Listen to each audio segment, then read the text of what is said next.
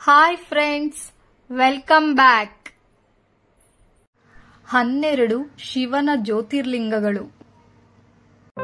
ಸೋಮನಾಥ ಜ್ಯೋತಿರ್ಲಿಂಗ, ಗುಜರಾತ್. ಸೋಮನಾಥ ದೇವಸ್ಥಾನವು ಗುಜರಾತ್, ಸೌರಾಷ್ಟ್ರ ಪ್ರಾಂತ್ಯದ ಕತಿಯಾವರ್ನ ಪ್ರಭಾಸ ಪ್ರದೇಶದಲ್ಲಿದೆ. ಸೋಮನಾಥ ದೇವಾಲಯವನ್ನು ವಿಶ್ವದ ಅತ್ಯಂತ ಪೂಜ್ಯ ಮತ್ತು ಪ್ರಸಿದ್ಧ ಶಿವ ದೇವಾಲಯಗಳಲ್ಲಿ ಒಂದೆಂದು ಪರಿಗಣಿಸಲಾಗಿದೆ. 12 ಜ್ಯೋತಿರ್ಲಿಂಗಗಳಲ್ಲಿ ಇದೇ ಮೊದಲನೆಯದು ಎಂದು ನಂಬಲಾಗಿದೆ.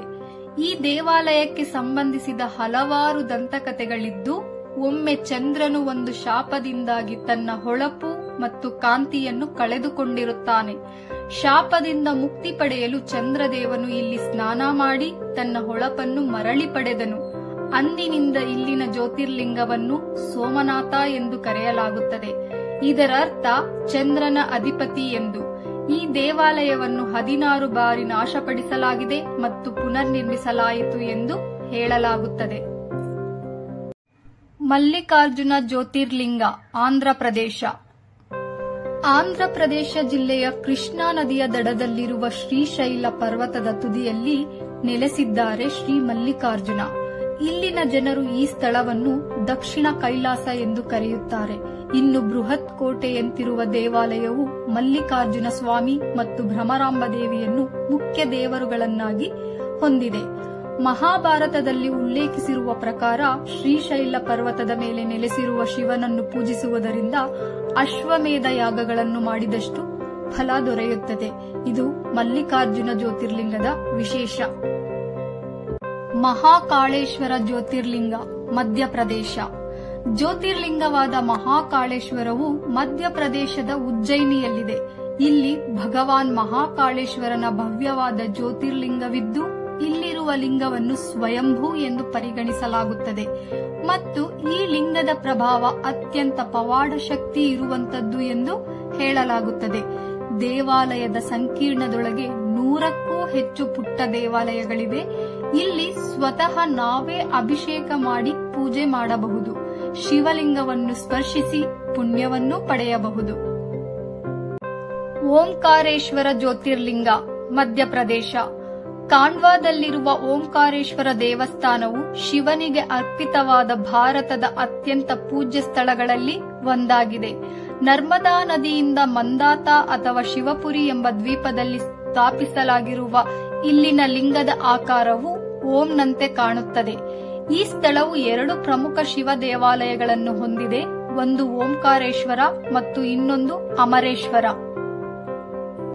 ಬೈದ್ಯನಾಥ್ ಜ್ಯೋತಿರ್ಲಿಂಗ, ಜಾರ್ಖಂಡ್ನ ದಿಯೋಘರ್ನಲ್ಲಿರುವ ಬೈದ್ಯನಾಥ್ ಜ್ಯೋತಿರ್ಲಿಂಗವು ಶಿವನಿಗೆ ಸಮರ್ಪಿತವಾದ 12 ಜ್ಯೋತಿರ್ಲಿಂಗಗಳಲ್ಲಿ ಒಂದಾಗಿದೆ. ಈ ಪವಿತ್ರ ದೇವಾಲಯವು ಪ್ರಾಚೀನ ಭಾರತೀಯ ವಾಸ್ತುಶೈಲಿಯ ಅದ್ಭುತವಾಗಿದೆ. ಪ್ರತಿ ವರ್ಷ ಶ್ರಾವಣ ಮಾಸದಲ್ಲಿ ಲಕ್ಷಾಂತರ ಭಕ್ತರು ದೇವರಿಗೆ ಪವಿತ್ರ ನೀರನ್ನು ಅರ್ಪಿಸಲು ಶ್ರಾವಣಿ ಮೇಳ ಎಂಬ ಪ್ರಯಾಸಕರ ತೀರ್ಥಯಾತ್ರೆಯನ್ನು ಕೈಗೊಳ್ಳುತ್ತಾರೆ. ಭೀಮಾಶಂಕರ ಜ್ಯೋತಿರ್ಲಿಂಗ. ಭೀಮಾಶಂಕರ ದೇವಸ್ಥಾನವು ಮಹಾರಾಷ್ಟ್ರದ ಪುಣೆಯಿಂದ 100 ಕಿಲೋಮೀಟರ್ ದೂರದಲ್ಲಿದ್ದು, ಇದು ಸಹ್ಯಾದ್ರಿ ಶ್ರೇಣಿಯ ಬೆಟ್ಟಗಳ ಮೇಲೆ ಇದೆ. ಇಲ್ಲಿನ ದೇವಾಲಯವು ಪ್ರಕೃತಿ ರಮಣೀಯ ಸ್ಥಳವಾಗಿದ್ದು ಸ್ವರ್ಗವಾಗಿದೆ. ದಂತಕಥೆಗಳ ಪ್ರಕಾರ ಸಹ್ಯಾದ್ರಿ ಬೆಟ್ಟಗಳ ಶಿಖರದಲ್ಲಿ ದೇವರುಗಳ ಆಜ್ಞೆಯ ಮೇರೆಗೆ ಶಿವನು ಭೀಮಾಶಂಕರ ರೂಪವನ್ನು ಪಡೆದರೆಂದು ಹೇಳಲಾಗುತ್ತದೆ ಮತ್ತು ಯುದ್ಧದ ನಂತರ ದೇಹದಿಂದ ಚೆಲ್ಲಿದ ಬೆವರು ಭೀಮರತಿ ನದಿಯನ್ನು ರೂಪಿಸಿದ್ದು ಎಂದು ಹೇಳಲಾಗುತ್ತದೆ. ರಾಮೇಶ್ವರ ಜ್ಯೋತಿರ್ಲಿಂಗ. ರಾಮೇಶ್ವರ ಜ್ಯೋತಿರ್ಲಿಂಗವು ತಮಿಳುನಾಡಿನ ರಾಮೇಶ್ವರಂ ದ್ವೀಪದಲ್ಲಿದೆ. ದಂತಕಥೆಗಳ ಪ್ರಕಾರ ಭಗವಾನ್ ಶ್ರೀರಾಮನು ಮರಳಿನ ಲಿಂಗವೊಂದನ್ನು ಮಾಡಿ ಅದನ್ನು ಪೂಜಿಸಿ ಆಶೀರ್ವಾದವನ್ನು ಪಡೆದಿದ್ದರು. ಶಿವನು ಶ್ರೀರಾಮನನ್ನು ಆಶೀರ್ವದಿಸಿದ ನಂತರ ಅದೇ ಸ್ಥಳದಲ್ಲಿ ಜ್ಯೋತಿರ್ಲಿಂಗವಾಗಿ ಮಾರ್ಪಟ್ಟು ಈಗ ರಾಮೇಶ್ವರ ಜ್ಯೋತಿರ್ಲಿಂಗ ಎಂದು ಕರೆಯಲಾಗುತ್ತಿದೆ. ಗರ್ಭಗುಡಿಯೊಳಗಡೆ 2 ಲಿಂಗಗಳಿವೆ. ಒಂದು ರಾಮನು ಮರಳಿನಿಂದ ನಿರ್ಮಿಸಲ್ಪಟ್ಟಿದ್ದು, ಇದು ಮುಖ್ಯ ದೇವರು, ಮತ್ತು ಇನ್ನೊಂದು ಶಿವಲಿಂಗವನ್ನು ಹನುಮಾನ್ ಕೈಲಾಸ ಪರ್ವತದಿಂದ ತಂದಿದ್ದು. ಈ 2 ಲಿಂಗಗಳನ್ನು ನಾವು ರಾಮೇಶ್ವರಂನಲ್ಲಿ ನೋಡಬಹುದು. ನಾಗೇಶ್ವರ ಜ್ಯೋತಿರ್ಲಿಂಗ. ಗುಜರಾತ್ನ ದ್ವಾರಕಾ ಬಳಿ ಇರುವ ನಾಗೇಶ್ವರ ಜ್ಯೋತಿರ್ಲಿಂಗವು ಶಿವನಿಗೆ ಸಮರ್ಪಿತವಾದ 12 ಜ್ಯೋತಿರ್ಲಿಂಗಗಳಲ್ಲಿ ಪ್ರಮುಖ ಸ್ಥಾನವನ್ನು ಹೊಂದಿದ್ದು ನಂಬಿಕೆಯ ದಾರಿದೀಪವಾಗಿ ನಿಂತಿದೆ. ದಂತಕಥೆಯ ಪ್ರಕಾರ ಇದು ಶಿವನು ದಾರುಕ ಎಂಬ ರಾಕ್ಷಸನನ್ನು ಸೋಲಿಸಿದ ಸ್ಥಳವಾಗಿದೆ. ಇದನ್ನು ನಾಗೇಶ್ವರ ಅಥವಾ ಹಾವುಗಳ ಅಧಿಪತಿ ಎಂಬ ಹೆಸರಿನಿಂದ ಸಂಕೇತಿಸುತ್ತದೆ. ವಿಶ್ವನಾಥ ಜ್ಯೋತಿರ್ಲಿಂಗ, ವಾರಣಾಸಿ. ಪವಿತ್ರ ಗಂಗಾ ನದಿಯ ದಡದಲ್ಲಿರುವ ವಿಶ್ವನಾಥ ದೇವಾಲಯವು 12 ಜ್ಯೋತಿರ್ಲಿಂಗಗಳಲ್ಲಿ ಒಂದಾಗಿದ್ದು ಅತ್ಯಂತ ಪವಿತ್ರವಾದ ಜ್ಯೋತಿರ್ಲಿಂಗವಾಗಿದೆ. ವಿಶ್ವೇಶ್ವರ ಎಂದರೆ ಬ್ರಹ್ಮಾಂಡವನ್ನೇ ಆಳುವವನು ಎಂದರ್ಥ.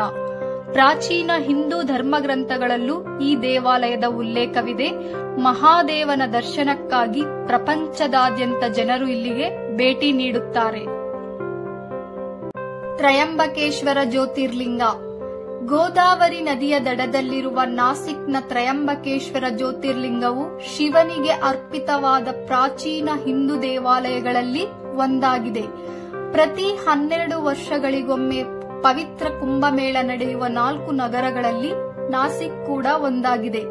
ಇಲ್ಲಿರುವ ಜ್ಯೋತಿರ್ಲಿಂಗದ ಅಸಾಧಾರಣ ವೈಶಿಷ್ಟ್ಯವೆಂದರೆ ಅದರ 3 ಮುಖಗಳು ಬ್ರಹ್ಮ, ವಿಷ್ಣು ಮತ್ತು ಶಿವನನ್ನು ಒಳಗೊಂಡಿವೆ. ಕೇದಾರ್ನಾಥ್ ಜ್ಯೋತಿರ್ಲಿಂಗ. ಕೇದಾರ್ನಾಥ್ ಜ್ಯೋತಿರ್ಲಿಂಗವು ಉತ್ತರಾಖಂಡ್ನ ರುದ್ರಪ್ರಯಾಗದಲ್ಲಿದೆ. ಇದು ಮುಖ್ಯ ಶಿವ ದೇವಾಲಯಗಳಲ್ಲಿ ಒಂದಾಗಿದೆ ಮತ್ತು ಇಲ್ಲಿನ ಜ್ಯೋತಿರ್ಲಿಂಗವನ್ನು ಪೂಜ್ಯನೀಯವೆಂದು ಪರಿಗಣಿಸಲಾಗಿದೆ. ಶಿವನನ್ನು ಪ್ರಾರ್ಥಿಸಲು ದೇಶಾದ್ಯಂತ ಭಕ್ತರು ಇಲ್ಲಿಗೆ ಭೇಟಿ ನೀಡುತ್ತಾರೆ. ಈ ಪ್ರಯಾಣ ಅತ್ಯಂತ ಕಷ್ಟಕರವಾದ ಪ್ರಯಾಣ ಎಂದು ಹೇಳಲಾಗುತ್ತದೆ. ಹವಾಮಾನ ವೈಪರೀತ್ಯದಿಂದಾಗಿ ವರ್ಷದ 6 ತಿಂಗಳ ಕಾಲ ಈ ದೇವಾಲಯವನ್ನು ಮುಚ್ಚಲಾಗುತ್ತದೆ. ಕೃಷ್ಣೇಶ್ವರ ಜ್ಯೋತಿರ್ಲಿಂಗ. ಇದು ಮಹಾರಾಷ್ಟ್ರದ ಔರಂಗಾಬಾದ್ ಬಳಿಯ ದೌಲತಾಬಾದ್ನಿಂದ 20 ಕಿಲೋಮೀಟರ್ ದೂರದಲ್ಲಿದೆ. ಇದು ಪ್ರಸಿದ್ಧ ಪ್ರವಾಸಿ ತಾಣಗಳಾದ ಅಜಂತಾ ಮತ್ತು ಎಲ್ಲೋರ ಗುಹೆಗಳ ಸಮೀಪದಲ್ಲಿದ್ದು, ಈ ದೇವಾಲಯವು ಸಂಕೀರ್ಣವಾದ ಕೆತ್ತನೆಯ ವಿನ್ಯಾಸಗಳನ್ನು ಮತ್ತು ಭಾರತೀಯ ವಾಸ್ತುಶಿಲ್ಪದ ಅದ್ಭುತ ಉದಾಹರಣೆಯನ್ನು ಪ್ರದರ್ಶಿಸುತ್ತದೆ.